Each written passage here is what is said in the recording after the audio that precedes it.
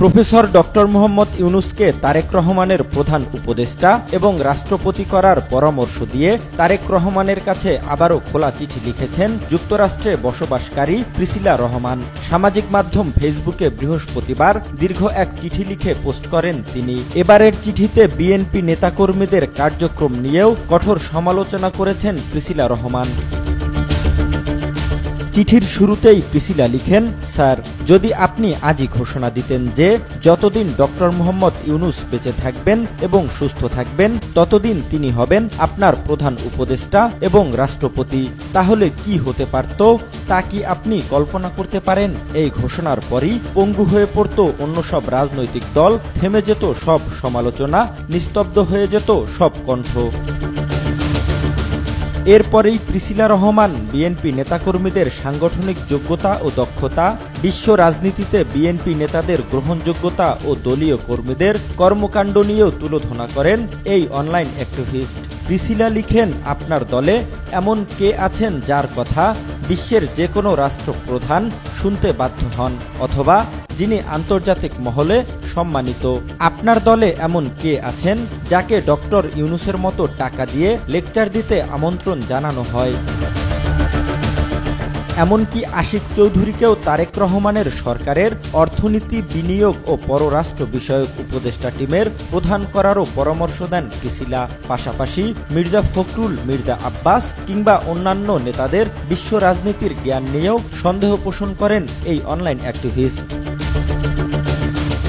এছাড়াও প্রিসিলা লিখেন, বর্তমানে আপনার দলে যত বড় নেতা তত বড় বেয়াদব ও নির্লজ্জ। যাকে সারা বিশ্ব দাঁড়িয়ে সম্মান করে তাকে আপনার দলের পিয়ন কিংবা দারোয়ানের ছেলে নেতারা হুমকি দেয়। আজ আপনাদের জনপ্রিয়তা আছে, হয়তো ক্ষমতায়ও আসবেন, কিন্তু আপনার পথ হবে কণ্টকাকীর্ণ, কারণ আপনার পাশে তরুণ মেধাবী মানুষের অভাব আছে। যারা আছেন তারা অধিকাংশই শুধু ক্ষমতা চায়।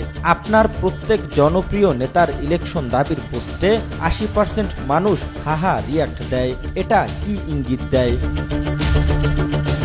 তারেক রহমানকে মনে করিয়ে দিয়ে প্রিসিলা লিখেন, বর্তমান দেশের জনগণ বা ভোটার আর 20 বছর আগের ভোটার এক জিনিস নয়। এটা মাথায় নিচ্ছেন না কেউ, এবং এ কারণেই সব নিয়ন্ত্রণে থাকা সত্ত্বেও পালাতে হয় আপনাকে। দলের হাইকমান্ডকে নিয়ে উদ্ভট সব বক্তব্য দেয়া ফজলুর রহমান সহ লাগামহীন বিএনপি নেতা ও কর্মীদের কর্মকাণ্ড নিয়ে প্রিসিলা লিখেন, আজ আপনার দলের নেতারা আপনার কথা শোনে না, কর্মীরা নিয়ন্ত্রণে নেই। আপনি যেমন ভদ্রভাবে কথা বলেন, আপনার দলের নেতাদের সেই সৌজন্যবোধ নেই।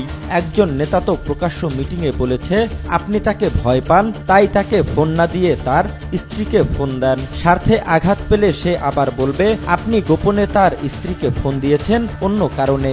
স্ক্রিনশট সাংবাদিকদের দেখাবে যে এই রকম দাবি করতে পারে, সে সবকিছু বলতেই পারে, সে নাকি নোবেল পাবে, এমন দাবিও করেছেন।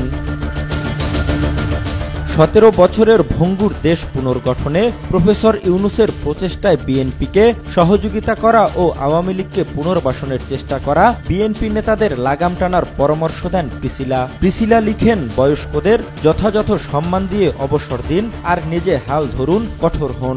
যদি কোনো বাধা থাকে জনগণের সামনে লাইভে এসে বলুন। মানুষ বিএনপিকে ভালোবাসে জিয়াউর রহমান, খালেদা জিয়া ও আপনার কারণে। বিএনপি থেকে বেরিয়ে গেলে ওনারা শূন্য হয়ে যাবেন, তাই ভয় পাবার কিছু নেই। জহিরুল ইসলাম, আজ কাল।